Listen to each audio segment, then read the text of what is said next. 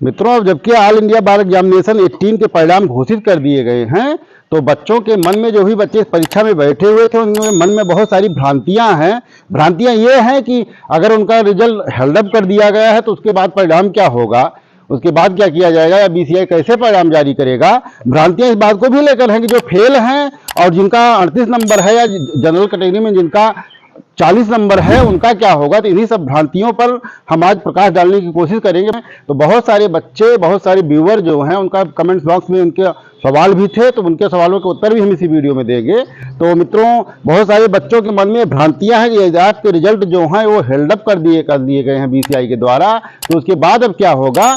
और यदि आप फेल की कैटेगरी में आपका रिजल्ट शो कर रहा है तो उसके बाद बच्चों को क्या करना है, तो इन्हीं सब बातों पर आगे चल के हम वीडियो में प्रकाश डालेंगे। मित्रों, तो इससे पहले कि हम वीडियो में आगे बढ़ें, आपसे हमारी जो भी हमारे नए व्यूअर हैं, उनसे हमारा एक ही आग्रह है कि कृपया चैनल को आप सब्सक्राइब करें और नोटिफिकेशन की घंटी भी बजाएं। मित्रों, जैसे कि रिजल्ट की कैटेगरी है, हेल्डअप में आया है और पास में आया, 3 कैटेगरियों में रिजल्ट आया है। एक हेल्डअप हुआ है बीसीआई के द्वारा, बच्चों का रिजल्ट हेल्डअप किया गया है, पास आया, पास की कोई चर्चा नहीं करनी है। और उसके बाद फेल आए हैं विद्यार्थी। अब जो भी बच्चे पास हो गए हैं उनके लिए तो बधाई की बात है, लेकिन जिन बच्चों का रिजल्ट रुका हुआ है, या हेल्डअप किया गया, रोका गया है, या फेल हुए हैं, उन बच्चों के सामने ऑप्शन क्या बचता है। मित्रों, तो सबसे पहले हम चर्चा करेंगे जिनका भी रिजल्ट हेल्डअप किया गया है बीसीआई की तरफ से। तो मित्रों, एक भ्रांति ये भी है कि जिनका रिजल्ट हेल्डअप किया गया है, उनका रिजल्ट जब शो किया जाएगा तो वो पास कर दिए जाएंगे। मित्रों, तो यहाँ ये आपको, आप लोगों की आशंकाओं को हम क्लियर करना चाहेंगे कि यदि आपका रिजल्ट हेल्डअप हुआ है तो आप अपनी कॉपी का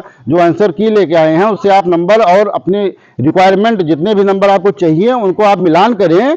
तो आपने प्रदेश बार काउंसिल द्वारा जो एनरोलमेंट सर्टिफिकेट दिया गया है, यदि आपने उसको अपलोड नहीं किया है तो आप निश्चित मान के चलिए कि आपके नंबर यदि पास हैं तो उसके बाद आपको पास कर दिया जाएगा। अपलोड करने के बाद उसकी एक ड्यूरेशन दी गई है, आप उस पर बीसीआई की वेबसाइट पे जाएंगे तो आपको मिलेगा।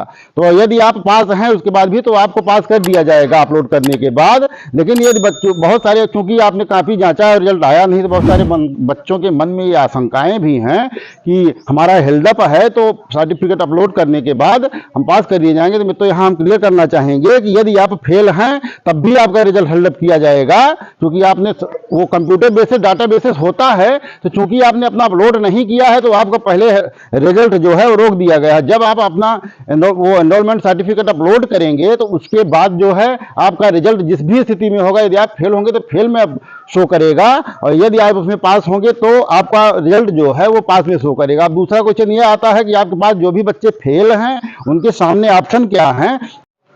तो मित्रों, बीसीआई द्वारा अभी सर्टिफिकेट अपलोडिंग चल रही है। अपलोडिंग के बाद जितने भी बच्चों का हेल्डअप का रिजल्ट आया है वो क्लियर होगा।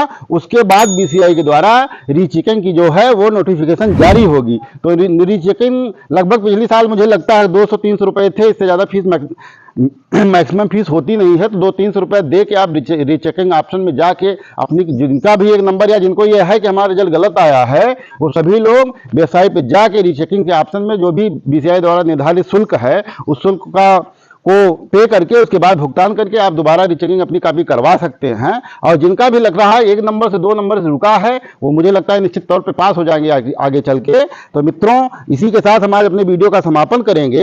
तो अगले वीडियो में हमारी आपकी पुनः मुलाकात होगी। तब तक के लिए बने रहें हमारे चैनल पे। नमस्कार मित्रों, राधे राधे।